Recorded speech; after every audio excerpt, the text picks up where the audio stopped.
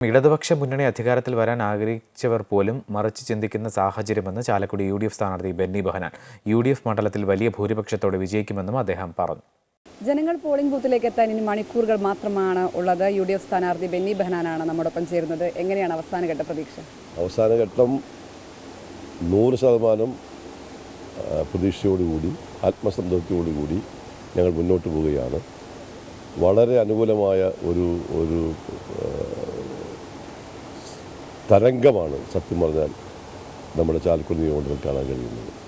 ഓരോ ദിവസം ചെല്ലുന്തോറും തെരഞ്ഞെടുപ്പിൻ്റെ പ്രവർത്തനത്തിൻ്റെ ആരംഭം മുതലുണ്ടായിരുന്ന അതേ ആവേശവും അതുപോലെ തന്നെ അഭിപ്രായവും ഇപ്പോഴും നിലനിൽക്കുന്നു. അത് കൂടി വരുന്നു.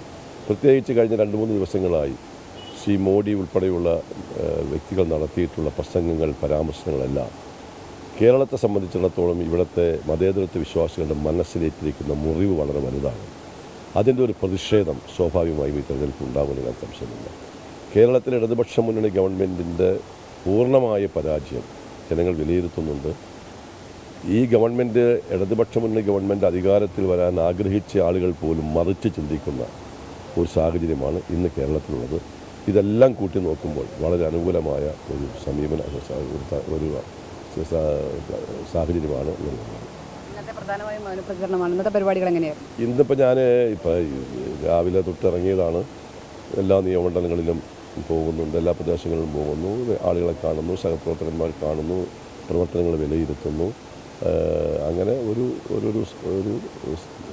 പരസ്യപ്രചാരണം കഴിഞ്ഞുകൊണ്ട് അല്ലാതെ നടത്തുന്ന എല്ലാ പ്രവർത്തനങ്ങളും നടത്തിക്കൊണ്ടിരിക്കുന്നു. പ്രചരണത്തിൽ നമ്മൾ പരസ്യമായ വിദ്വേഷ പ്രചരണങ്ങളെല്ലാം കണ്ടു. പക്ഷേ ചാലക്കുടിയിൽ അത്തരത്തിലൊരു പോർക്കളം കണ്ടില്ല. കൃത്യമായ രാഷ്ട്രീയ വിഷയങ്ങൾ ജനങ്ങളിലേക്ക് എത്തിക്കാൻ കഴിഞ്ഞു. രാഷ്ട്രീയത്തിൽ, പൊതുപ്രവർത്തനത്തിൽ പരസ്യമായ വിമർശനങ്ങളും ആളുകളെ സ്വഭാവഹത്യ ചെയ്യുന്നതും നല്ലതല്ല. അത് നടത്തിയവരൊക്കെ ഉണ്ട് ഇവിടെ. പ്രത്യേകിച്ച് ചില വ്യക്തികൾ രാഷ്ട്രീയമായി ഞങ്ങൾക്കൊക്കെ എതിരെ നടത്തുന്ന വ്യക്തിപരമായ ആക്ഷേപങ്ങളുണ്ട്. അതൊക്കെ അവജ്ഞയോടുകൂടി തള്ളിക്കളയണം. രാഷ്ട്രീയത്തിൽ എതിരാളികളെ പാടുള്ളൂ, ശത്രുക്കൾ പാടില്ല. എതിരാളികൾ സ്വാഭാവികമായിട്ടുണ്ടാവും. എതിരാളികളെ അതിൻ്റേതായ ഗൗരവത്തിൽ തന്നെ ഒരു മത്സരത്തിലുണ്ടാകേണ്ട എല്ലാ മാന്യതയും വെച്ചുകൊണ്ട് തന്നെ രാഷ്ട്രീയ പ്രവർത്തനം നടത്താനുള്ള സംസ്കാരമുള്ളവരാണ് ചാലക്കുടിക്കാർ.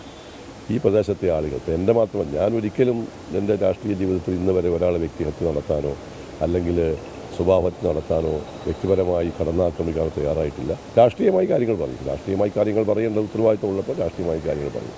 അതിനപ്പുറത്ത് മത്സരം എപ്പോഴും സൗഹാർദ്ദപരമായിരിക്കണം. ആ സൗഹാർദ്ദപരമായ മത്സരം തകർക്കുന്നതിന് വേണ്ടി ശ്രമിച്ച ഒട്ടേറെ വ്യക്തികൾ ഇവിടെയുണ്ട്, ഒട്ടേറെ ആളുകളുണ്ട്. പല പ്രകോപനം ഉണ്ടാക്കാൻ ശ്രമിച്ചവരുണ്ട്, ആക്ഷേപം ഉന്നയിച്ചവരുണ്ട്, ആരോപണം ഉന്നയിച്ചവരുണ്ട്. പക്ഷേ നമുക്കൊന്നും അൻവറിൻ്റെ സംസ്കാരമല്ലോ നമുക്കുള്ളത്. അതുകൊണ്ട് നമ്മൾ ഞങ്ങളുടേതായി മാന്യത പുലർത്തുന്നു. ഭൂരിപക്ഷം കൂടുമോ? സ്വാഭാവികമായിട്ടും കൂടും, സ്വാഭാവികമാണ്. അതിനുള്ള എല്ലാ ആത്മവിശ്വാസവും ഞങ്ങൾക്കുണ്ട്.